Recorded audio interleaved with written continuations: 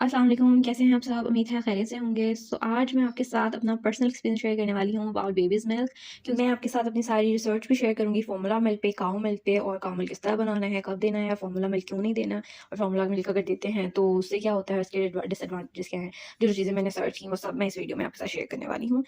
आप देखिएगा और उम्मीद करती हूँ आप भी अपना एक्सपीरियंस मेरे साथ शेयर करेंगे, ताकि जितनी भी न्यू मॉम्स हैं उनकी हेल्प हो सके।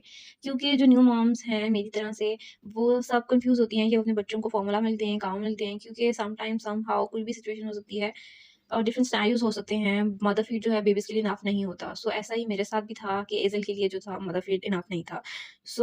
मैं बहुत कन्फ्यूज़ थी कि मैं उसको फ़ॉर्मूला मिल्क दूँ या काऊ मिल्क दूँ, क्योंकि सोसाइटी प्रेशर होता है आप पे। सो आप समझ नहीं पाते हो, आपको समझ नहीं आ रही होती कि आप क्या डिसीज़न लो, क्या आपके बेबी के लिए बेस्ट है। क्योंकि हर माँ यही चाहती है कि वो अपने बेबी को बेस्ट से बेस्ट दे। तो इसी तरह से मैं भी इसी कन्फ्यूजन में थी कि मैं उसको क्या दूँ?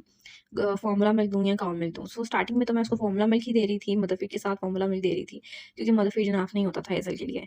मैं उसको इंग्रो F1 दे रही थी स्टार्ट में। 3 मंथ तक मैंने उसको इंग्रो दिया। 3 मंथ के बाद अचानक एक दिन हेज़ल की तबीयत ना बहुत ज़्यादा ख़राब हो गई थी, उसको पानी की कमी हो गई थी, उस वज़ह से उसका डाइजेस्टिव सिस्टम जो था वो भी डिस्टर्ब हो गया हुआ था, वो बहुत ज़्यादा वॉमिटिंग कर रही थी। हम उसको बहुत मतलब डॉक्टर्स के पास लेकर जाते रहे काफ़ी टाइम। डॉक्टर ने उसका दूध चेंज कर दिया, डॉक्टर्स ने उसको मोरिना का रिकमेंड किया।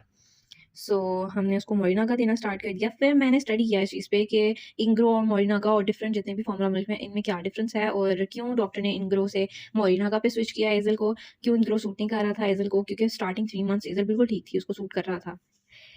क्योंकि फिर मैंने इस पे स्टडी की तो पता चला कि इंग्रो जो है वो लैक्टोज़ इसमें मौजूद होता है। लैक्टोज़ जो है वो मिल्क से ही बनता है, 2 टू 3% ऑफ मिल्क ही होता है वो। उसमें ग्लूकोज़ होता है, शुगर लाइक कंपोनेंट्स होते हैं उसमें। लेकिन जो मोरिना का है वो इंग्रो की निस्बत लाइट वेट होता है, उसमें लैक्टोज़ फ्री होता है। लैक्टोज़ असल में बच्चों के दूध में जो बहुत से न्यूट्रिएंट्स और विटामिन्स होते हैं ना, उनको डाइजेस्ट करने में हेल्प करता है, ठीक है? लैक्टोज़ फ्री होता है, ज़्यादा हल्का होता है इंग्रो से, तो इसलिए वो एज़ल वो डाइजेस्ट कर रही थी। फिर मैंने 1 मंथ उसको मोरिना का दिया। 4 माह मैं उसको फॉर्मूला मिल्क देती थी। उसके बाद ये प्रेशर ज़्यादा होता जा रहा था कि अब तुम इसको काऊ मिल्क दो, फॉर्मूला मिल्क अच्छा नहीं है, ये बेबी के इंटेस्टाइन पे असर करता है, ये डाइजेस्टिव सिस्टम भी बेबी की हेल्थ नहीं होगी, बेबी फूल जाएगा, ये तो सेहतमंद नहीं होगा तुम्हारा बच्चा। तो इस तरह की बहुत सी बातें मुझे सुनने को मिलती थी। डिफरेंट डिफरेंट लोगों हर कोई अपना एक्सपीरियंस शेयर करता था, क्योंकि हमारे बड़े हैं, हम उनको गलत नहीं कह सकते, लेकिन उन्होंने एक ज़िंदगी का एक हिस्सा गुज़ारा है, तो वो अपनी अपनी लाइफ़ के एक्सपीरियंस के मुताबिक हमें ये सब कहते हैं। लेकिन हम जो हैं वो न्यू मॉम्स बहुत कन्फ्यूज़ हो जाती हैं बेचारी, क्योंकि उनका पहला एक्सपीरियंस होता है, उन्हें कुछ समझ ही नहीं आ रही होती कि वो क्या करें। फिर मैंने काऊ मिल्क पे सर्च की कि हम काऊ मिल्क क्यों नहीं दे सकते बेबीज़ को। तो काऊ मिल्क में असल में प्रोटीन बहुत ज़्यादा होते हैं और कुछ न्यूट्रिएंट्स ऐसे हैं जो मौजूद नहीं होते काऊ मिल्क में। ये रीज़न है कि हम बच्चों को काऊ मिल्क नहीं देते, कि बच्चों की जो ग्रोथ है, डेवलपमेंट है, उसमें वो स्लो डाउन हो जाती है। प्रोटीन ज़्यादा होने की वज़ह से और कुछ जो बेसिक न्यूट्रिएंट्स बच्चों को चाहिए होते हैं, वो ना होने की वज़ह से। लेकिन मुझे फ़ॉर्मूला मिल्क पे भी इतना दिल मुतमईन नहीं होता था फ़ॉर्मूला मिल्क देने पे भी, कि वो पाउडर है, किन चीज़ों से मिलके बना हुआ है, क्योंकि वो नेचुरल मिल्क तो नहीं है, क्योंकि उसके ऊपर भी लिखा हुआ है कि ये नेचुरल मिल्क नहीं है। ये और विटामिन्स, कार्बोनेट्स और कैल्शियम, पोटेशियम, सोडियम, इन सारे कंपोनेंट्स के साथ मिलकर इसको बनाया गया है। है तो ये सारे केमिकल्स कंपोनेंट्स ही हैं। रियल मिल्क तो बिल्कुल नहीं है, नेचुरल मिल्क बिल्कुल नहीं है।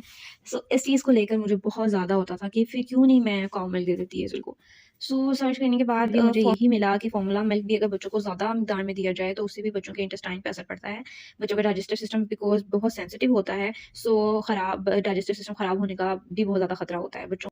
मैं आपके साथ इन्फॉर्मेशन शेयर करी जो मैंने सर्च की, जिसके मुताबिक यूरोपियन स्टडी ये कहती है कि प्रीमेच्योर बेबीज़ जो होते हैं या बहुत छोटे बच्चे जो होते हैं, उनको इन्फेक्शन होने का खतरा ज़्यादा होता है, क्योंकि इसमें इनएक्टिव बैक्टीरिया होता है। अगर वो एक्टिव हो जाए फॉर्मूला मिल्क में, तो बच्चों को जो है इंटेस्टाइन का प्रॉब्लम होने का खतरा होता है, क्योंकि बच्चों का इम्यून सिस्टम जो है वो बहुत वीक होता है। फिर कहते हैं कि काऊ मिल्क में अगर आप पानी ऐड कर दें, इस चीज़ पे सर्च किया कि काऊ मिल्क में अगर हम पानी ऐड कर दें तो उससे क्या होगा? उससे ये होता है कि प्रोटीन लेवल जो है वो कम हो जाता है दूध का। आप मतलब दूध में प्रोटीन लेवल कम हो जाता है, फिर आप 6 मंथ के बाद आप दे सकते हो बच्चों को।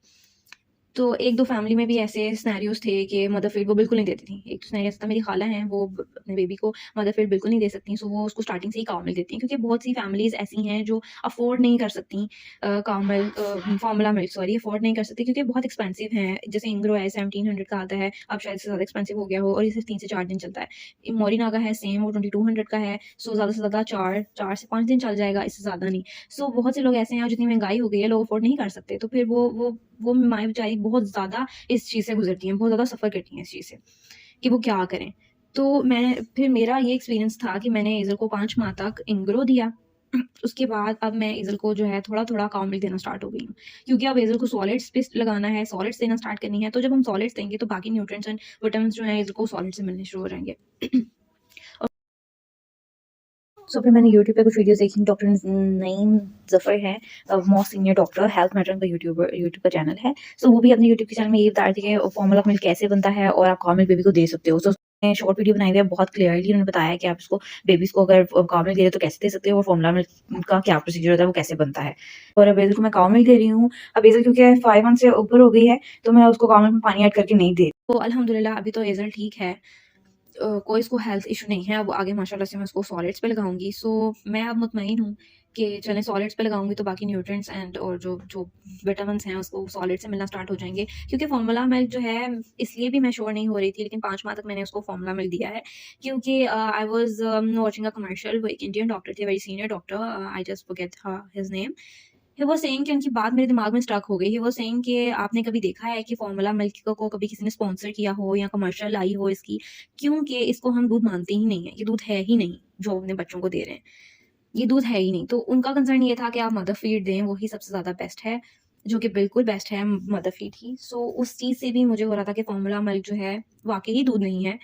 तो इसलिए मैंने 6 मंथ के बाद हेज़ल को काउ मिल्क पे स्विच कर दिया और साथ में सॉलिड्स, क्योंकि फिर इस तरह बैलेंस रहेगा, उसको न्यूट्रिएंट्स मिलते रहेंगे, उसकी ग्रोथ में प्रॉब्लम नहीं आएगी। और जो मेरी फैमिली के एक्सपीरियंस थे, अल्हम्दुलिल्लाह वो बच्चे बिल्कुल ठीक हैं, बिल्कुल नॉर्मल हैं, बिल्कुल हेल्दी हैं, काउ मिल्क पे पले-बड़े हैं। सो मेरा पर्सनल एक्सपीरियंस तो ये था, मैंने आपके साथ शेयर कर दिया। आप भी अपना पर्सनल एक्सपीरियंस शेयर करें ताकि बहुत सारे लोगों को इस चीज़ की अवेयरनेस हो, क्लैरिटी आए कि क्या करना चाहिए न्यू मॉम्स को। So thank you for watching. अगर अच्छी लगी वीडियो तो लाइक कर दें, शेयर भी कर दें और सब्सक्राइब भी कर दें।